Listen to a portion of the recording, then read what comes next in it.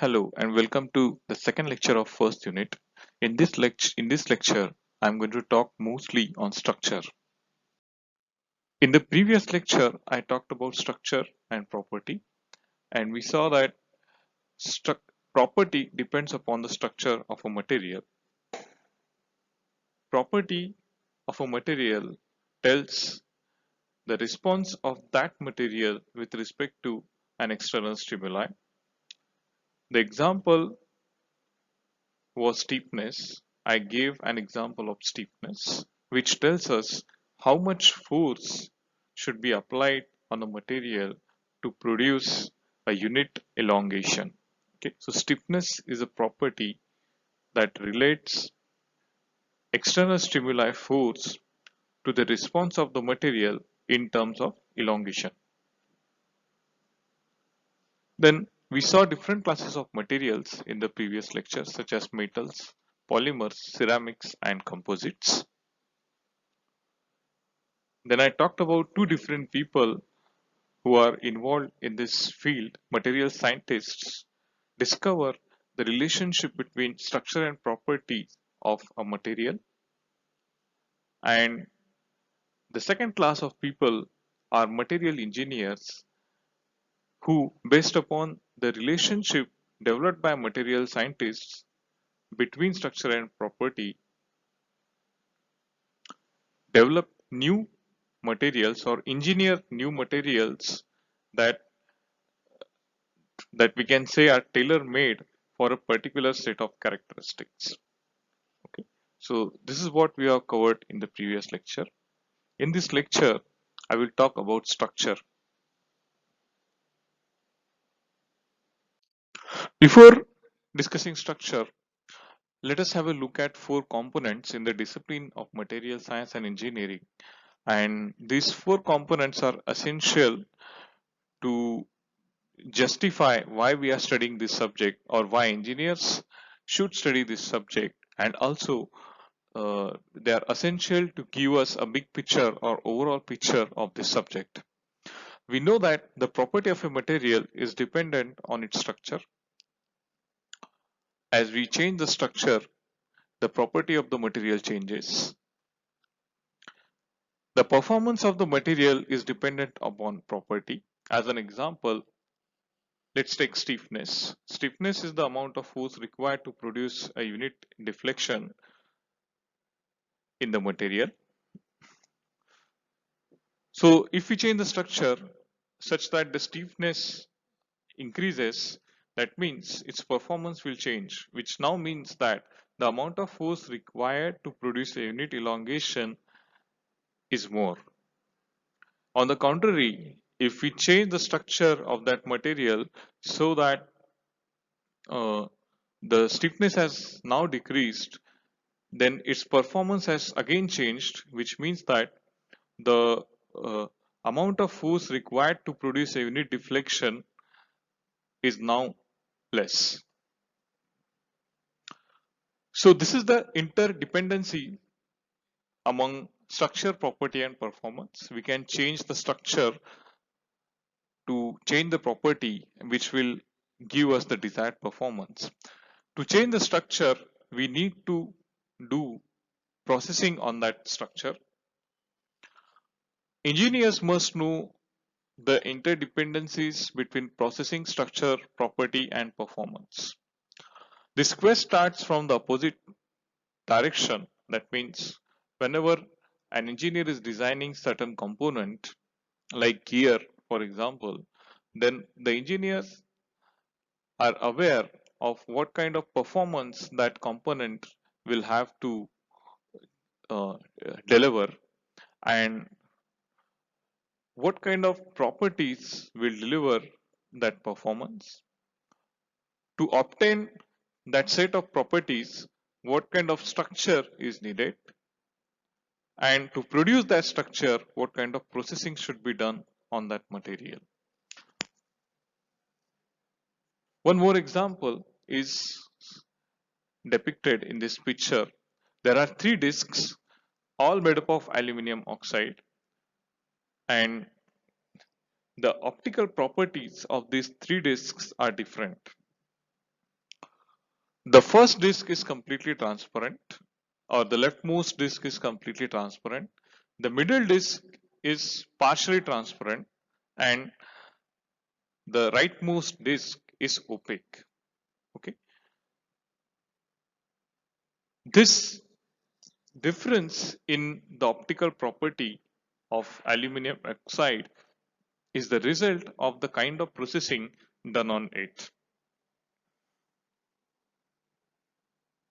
Engineers are exposed to problem involving materials. So in their career, one at some point of time they are always exposed to the to a problem of selection of materials, such as gear, for deciding material for gear, structure for building, component in oil refinery, or an IC chip. So there are two issues. First one is selecting right material. So whenever they are confronting this problem, the first task is to select the right material from the many thousands that are available. The engineers first list down what set of characteristics or criteria are required, and based upon that characteristics they look for the they map the properties and they search for a material out of the available set of materials on the planet. And most of the times such a material possessing desired set of properties is rarely available, because there is a trade-off such as strength versus ductility. This is a very common example. The materials that have higher strength have at the same time have lower ductility. On the contrary, the materials having higher ductility have lower strength. So engineers have to trade off or compromise between these two characteristics. The second issue is engineers should also consider how the properties of a material deteriorate over a period of time or once the materials are put to service. For example, the mechanical properties or the strength of the material reduces due to constant exposure to elevated temperature. And finally, there is economic considerations. So this is these are the reasons why engineers should study the subject of material science and engineering. Structure of a material describes the arrangement of internal components of that material. For example, if we are referring to the structure of a building, then we are essentially referring to the arrangement of beams and columns which are the building blocks of that building. There are different levels of structure based upon the magnification level. The highest magnification level gives a subatomic structure or refers to subatomic structure. By subatomic structure, we refer to the arrangement of electrons inside an atom of a particular material and their relationship with the nucleus of that material. Then the next lower magnification level is atomic, where we refer to one or a group of items or a molecule and their arrangement or their relative arrangement, just like that. Then the next lower magnification level is microscopic level, where we are referring to the magnification from 60x to 2000x, or the structure that is visible under a microscope. So like this. So this is the view of a material under microscope. And the lowest magnification level is the macroscopic level, which is visible by an eye or a magnification level up to 10x. So these are the different levels of a structure, and as far as this course is concerned, we are going to talk about atomic and microscopic structure. So throughout the course we'll be talking about these two levels. Okay. Structure deals with the atomic arrangements in solids. And if you look at the internal arrangement in solids, it looks like a regular 3D pattern of items in space. Okay? So by the word pattern, we mean repetition of a small entity. So whenever we use the word pattern, we refer to the repetition of a small entity, small element. In this case, we are referring to the repetition of small group of items which we refer to as unit cells. So we will see what is a unit cell in the next video. And these patterns are uh, arranged in a regular 3D arrangement in space. And this regularity is due to the directional bonding. Okay, the bonds between the items have to follow certain criteria of direction, and that's how uh, this regularity is achieved in the 3D pattern of items of solids. The most stable arrangement of the items is the one that minimizes the overall energy.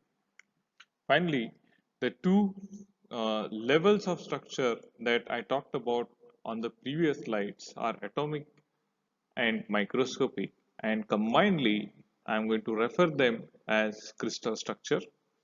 Also, regular 3D pattern of atoms in space is also referred to as crystal lattice or crystal structure. Okay, so we are going to talk a lot about crystal structure in upcoming lectures. So see you in the next video.